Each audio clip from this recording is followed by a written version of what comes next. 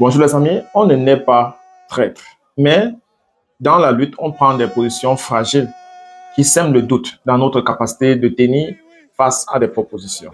Le dernier invité de Duval Fangwa à La Vérité en face sur Equinox Télévision, un ancien bâtonnier, nous a laissé avec un goût inachevé sur les questions de liberté de manifestation au Cameroun. Je vous invite à suivre un extrait alors que nous saluons le retour de Duval Fangwa sur le plateau. Maurice Kamto a été empêché de se rendre au siège du mouvement pour la naissance du Cameroun à Deido ce dimanche, au grand désarroi des populations qui s'étaient mobilisées autour du site pour l'accueillir. L'important dispositif de sécurité déployé à Douala à cette occasion donnait l'impression d'une ville en état de siège. Alors que les militants du MRC dénoncent une entrave grave aux libertés, les autorités administratives arguent le souci du maintien de l'ordre public. Dans quelle mesure parle-t-on du risque de trouble à l'ordre public? Dans quelle mesure les moyens utilisés pour maintenir l'ordre public peuvent s'assimiler à la répression et donc contraire aux exigences démocratiques? N'est-ce pas en pareille situation qu'est sollicité le régulateur social, qu'est la justice?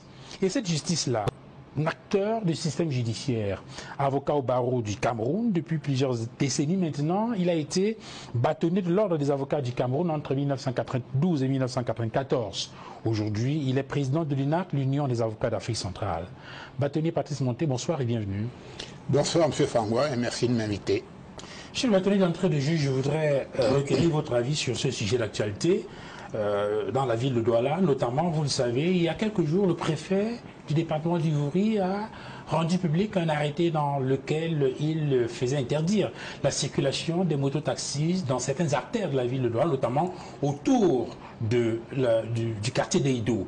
Et il se trouve que c'est ce quartier qui abrite le siège du MRC au mouvement pour la naissance du Cameroun.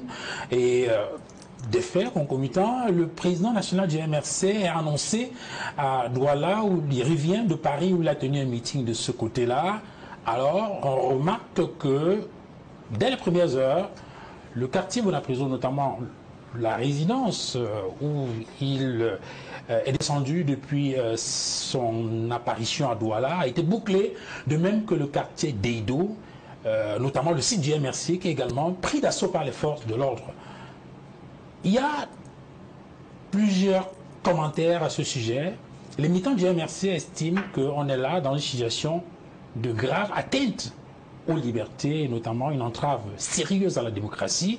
Mais en face, vous avez les autorités administratives qui soutiennent qu'il s'agissait de maintenir l'ordre public. Alors, quelle est votre lecture de cette affaire-là? Est-ce que vous comprenez le sens d'anticipation des pouvoirs publics qui ont voulu éviter les débordements, ou vous craignez plutôt une dérive autoritaire? C'est un sujet extrêmement important et délicat. D'abord, sur le plan administratif, le préfet est dans son rôle quand il prend une décision qui concerne le maintien de l'ordre. Ça, c'est la législation en vigueur. La question que vous me posez est la corrélation entre la décision prise par le préfet et la présence effective du professeur Maurice Kamto. S'agissait-il de prévenir des débordements éventuels des militants du MRC, ou bien s'agissait-il d'empêcher le professeur Maurice Kamto de vaquer à ses occupations? Si c'est cette deuxième hypothèse que vous voulez mettre en exergue, alors le citoyen que je suis vous dira, effectivement, ça pose problème. Parce que si telle est la vraie raison, je n'en sais rien.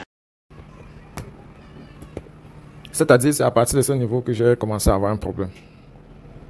Tu es invité en qualité d'ancien bâtonnier. Tu laisses ce casque-là, tu commences à parler en tant que citoyen. Pourquoi? La situation du pays telle qu'elle est, elle ne te préoccupe pas? Si c'est le cas, dis-nous. Parce que, hier j'ai vu, on a mis à sceller, ou bien à vente, les propriétés d'un homme qui avait, et qu'on était venu pour assigner son domicile, il saisit ses biens, il s'est couché en route qu'on devait le tuer. Et on évaluait les voitures à 111 millions, 100 combien de millions, et ce n'était pas une seule voiture. Seigneur Jésus, je me suis vraiment dit que ça, les gens vivent bien dans ce pays. Hein. Un homme à lui seul a des voitures de 100 et poussières de millions. Et ce n'est pas un, ce n'est pas deux. J'ai compté au moins ce 3, 4. Tu dis que Seigneur.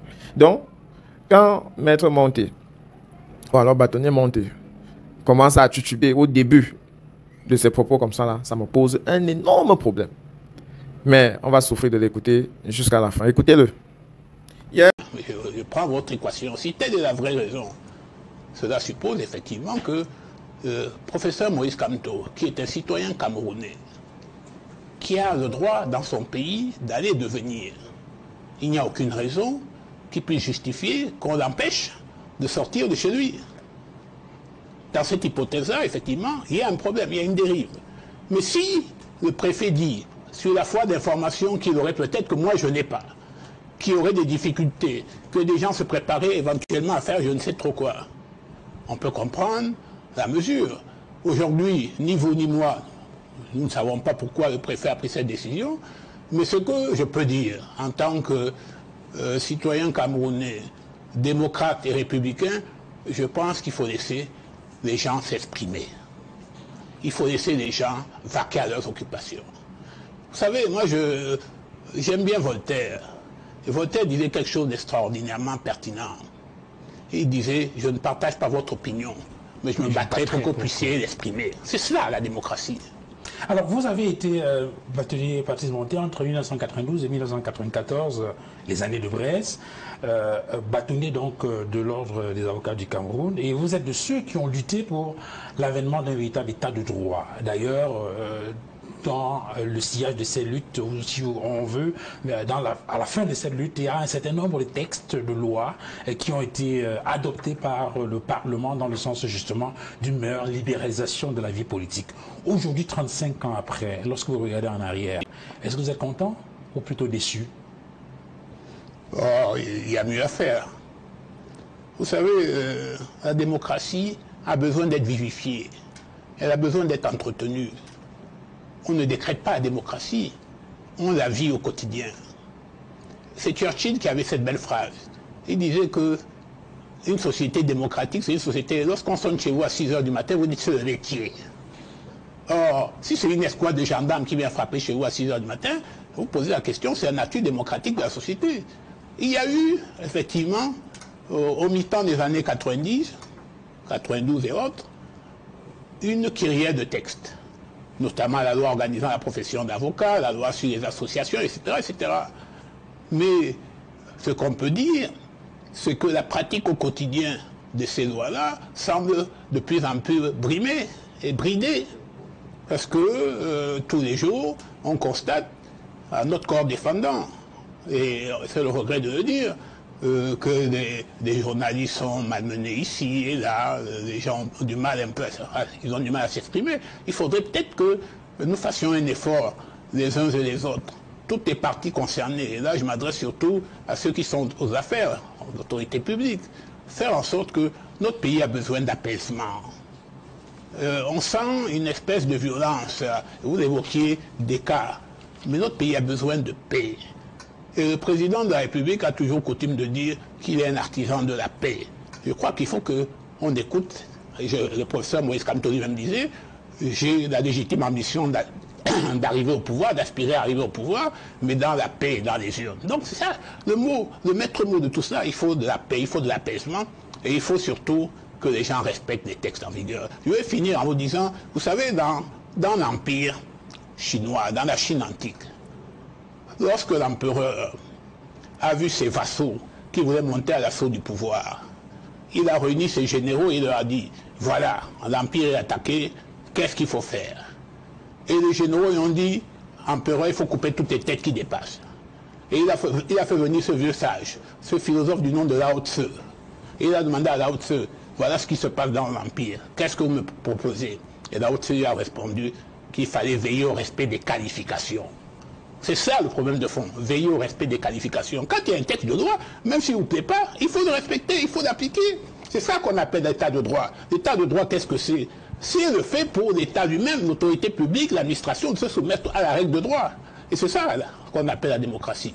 Vous parlez de la nécessité du respect de la loi des textes en vigueur.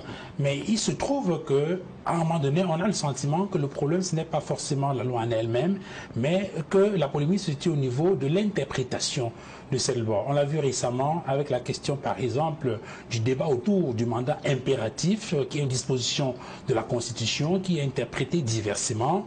On le voit très souvent avec la question de la restriction des libertés, avec la notion du respect ou bien du maintien de l'ordre public. Certains estiment que c'est une sorte d'outil utilisé par les autorités administratives pour reprimer, alors qu'en face, d'autres soutiennent que cette notion... En tout cas, il y a une polémique aussi au niveau de la compréhension de la notion, n'est-ce pas, d'ordre public. Et en temps normal, on devrait, dans cette situation-là, écouter la voix, on va dire, du régulateur social, la justice. Mais il y a un autre problème qui se pose. Est-ce que cette justice-là rassure?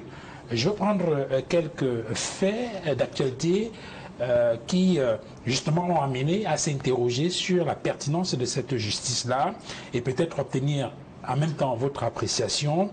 Il y a par exemple, je voudrais préciser à l'intention des téléspectateurs que notre souci, ce n'est pas de transformer l'émission en une sorte de tribunal où on a un juge qui rend des décisions sur les questions que nous évoquons, mais c'est parce qu'il y a une sorte d'incompréhension parfois de la part des populations et tout le monde sait, lorsqu'on parcourt la Constitution, notamment dans son article 37, on apprend que la justice est rendue au nom du peuple camerounais sur l'ensemble du territoire national. Donc, il est important que ce peuple camerounais puisse être édifié sur les décisions de justice qui sont rendues. Donc, je parlais